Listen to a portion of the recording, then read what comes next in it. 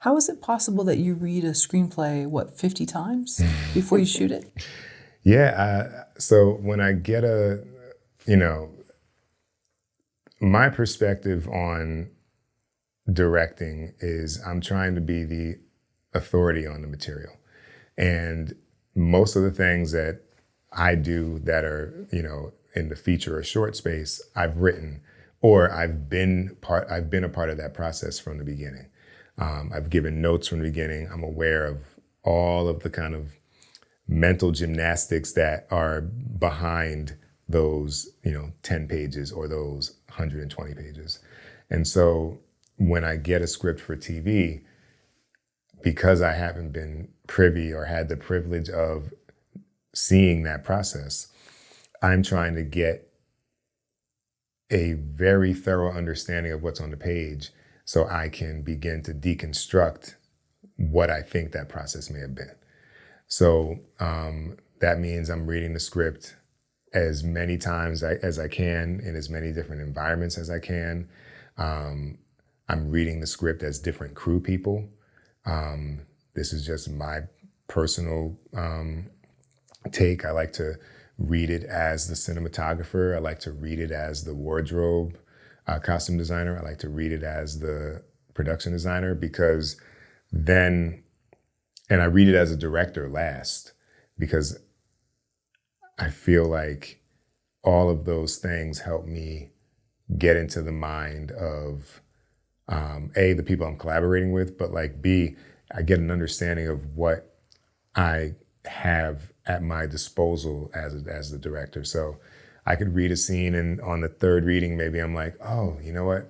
Now I'm thinking about it as the actor because I've done all the other thinking and I'm like, oh, what if the actor wants to sit down in this scene? Well, I'd love for them to have a chaise lounge versus like a chair, So now, that third reading revealed a furniture selection, you know what I mean? Or if I'm reading at home versus reading at a cafe when the world was open like that, sometimes just being around a bunch of people changes what I'm digesting. So it's important for me to do that. I also make a spreadsheet where I take all the storylines, and this comes from another book on directing. I'll take all the storylines and put them in a different column so I can have a top-down look at the architecture of the entire episode. And then it also doubles as a brief refresher for me on set, should I need it, or if an actor's like, well, where was I in the last scene? And I'll be like, oh, well, we're doing scene 40 now, but in scene 22, you did X, Y, Z. And then they can be like, okay, great, I know where I'm coming from. So being as thorough as possible is the goal. Interesting. So you would digest a script differently in, let's say, a busy coffee shop here in LA than you would, let's say, in a library. Yeah. And I think it's kind of hard to explain with any value that's not like, it just feels different. But like, you might be paying more attention in one of those, settings than you had in another, or maybe you heard something in the background that triggered a subconscious thought about something you're experiencing here. I don't know. Yeah, I can't put like a thumb on it or point to what it is exactly, but I do think I know for sure. Like it's been on subsequent readings where something is revealed, and so I'm trying to really give myself as many opportunities to find those revelations before I'm on set. And as the director last, you wear the director's hat reading it last? That's interesting. Because I feel like I can only direct something that's been figured out. Like otherwise, like I'm putting camera in random places that are not driven by actor or like some other level of like thematic thought that is tethered to story. you know, because I mean, I could very easily be like, oh yeah, I'll put the camera here, I'll do that. We'll swoop around, but then like, you know, as you read it, you're like, I'm gonna treat that storyline like this actually, and I have to settle into it a little bit more. Do you ask the screenwriter for story A, B story, C story, or how many storylines are in the episode? When I get the script, I extract them myself. I try and identify them as, you know, oh, the A story is, you know, this character is having a crisis of confidence about something at home. And then the B story is this thing at work. And then the C story is one of the kids is going through XYZ. And then the D story, you know, and I'm sure sometimes I'm probably maybe adding a storyline, you know, because I might really carve them out to be distinctive, but maybe in their mind, something is a similar storyline, you know. But yeah, I just go in and carve it out. And when I have time, I'll try and give each scene a name. Now, I have less and less of that time now, but I try and give each scene a name. So I'm like, as I step into directing it, it's like, this is, you know, so-and-so's retribution, or, you know, whatever it might be. So I can kind of have a guiding principle for how I'm talking about the scene to the actors or the crew, how I want to shoot it, and just have a, you know, something that's helping me have a point of view. Because at the end of the day, I think I'm there to apply a point of view from which to shoot and direct the scene. Right, because we were talking about inventing Anna before when we were setting up, and so I guess you could say, well, you know, we're learning about this journalist, and she's there, and she doesn't want to do another Me Too story. She wants to do something else, and she's at war with her editor, and she's just fascinated by this story of this woman, and she's having a crisis at home. I guess I don't know if she's going to have a baby or she's trying to or something, and she's not even sure she wants to. Right.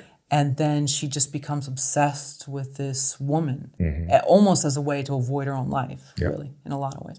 So yeah, those are basically the three stories, and I'm sure there's other parts to it. But yeah, you had me thinking of that just because.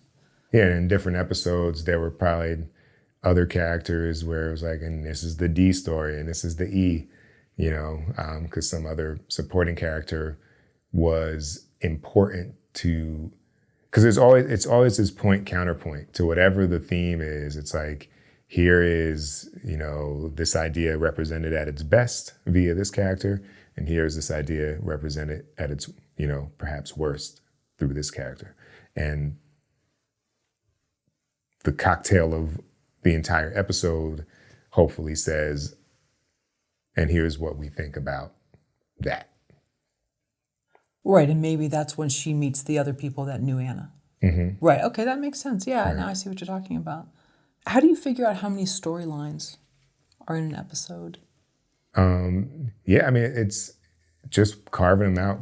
Like functionally, like as I read the script, and this is probably into, you know, second or third reading. Like the first one is, I try and let that be uninterrupted and purely as a reader.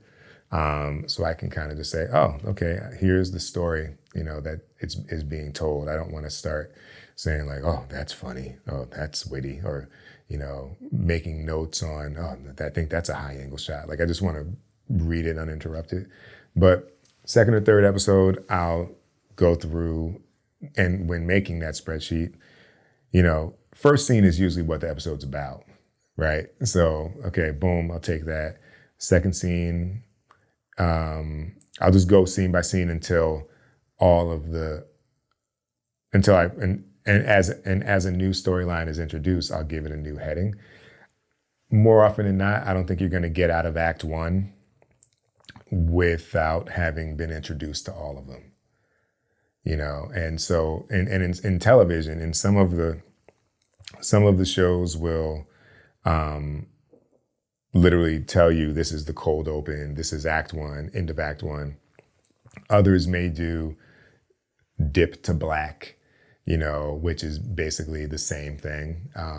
And so, like in that act one, or, in that first area of scenes before it dips to black, that's probably going to be all of the storylines that are at play, because it moves so quickly that you're not likely to have a new storyline introduced in act two.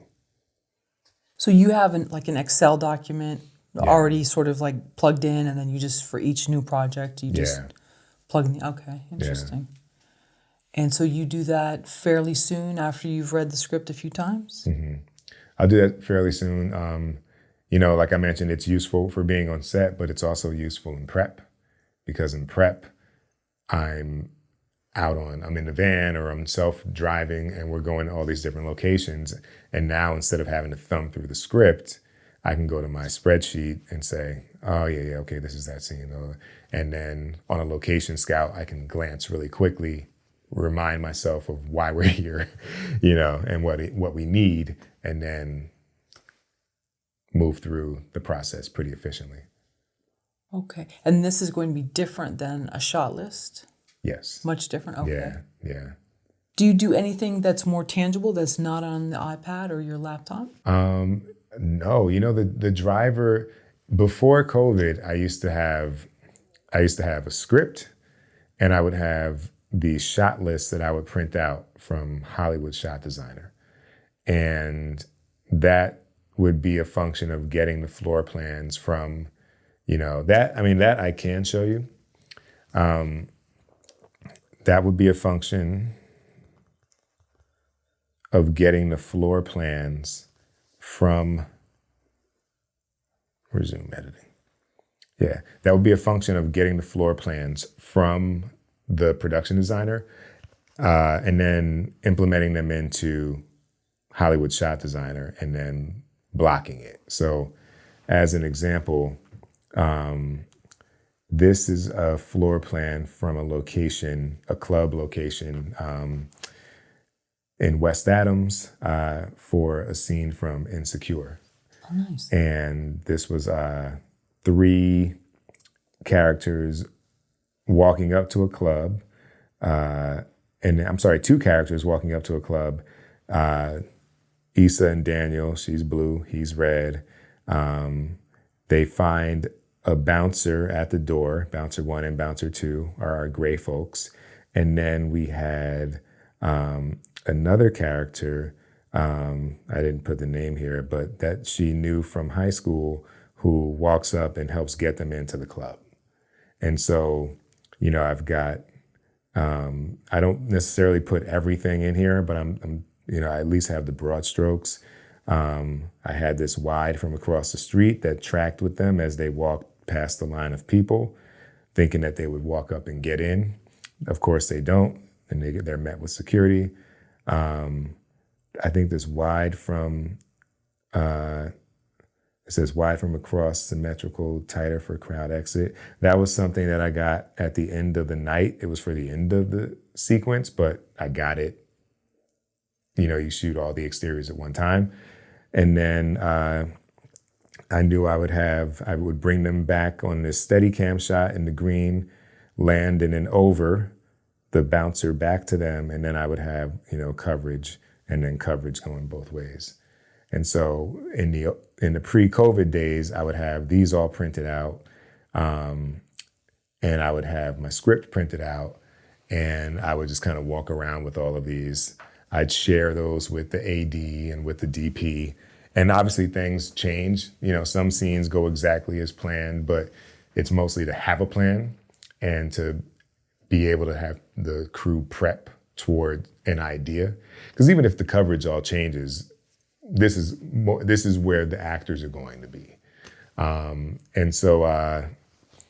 But with COVID, in the beginning, there was a commitment to being paperless, to not handing, like when people were washing their mail, it was, no productions were handing out scripts. So everything became electronic.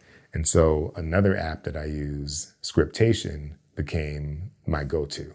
And so it's great because the script's in there. Now I don't have to have a script. I can update new drafts with my notes from a prior script. And instead of having that app I showed you, Hollywood Shot Designer, I would just add a page into the script, take a screenshot of the plan, and just draw on it in the script. So then everything just became one document. And sorry, that's called Shot Lister?